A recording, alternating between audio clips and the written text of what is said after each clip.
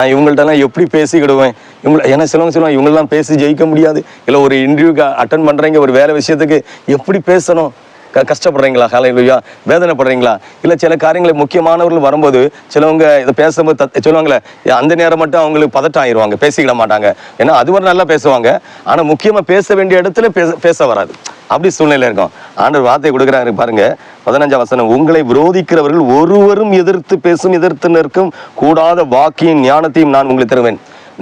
இந்த செய்தி பார்த்து கேட்குற உங்களுக்கு விரோதமாக, உங்க குடும்பத்துக்கு விரோதமாக, உங்க தொழிலுக்கு விரோதமாக, நீங்க என்னெல்லாம் செய்றீங்களோ அதுக்கு விரோதமா எழும்பி உங்களுக்கு விரோதமாக கொஸ்டின் கேட்குறாங்கல்ல, அவசியம் தேவையில்லாத குருட்டு கொஸ்டின் கேட்பாங்க.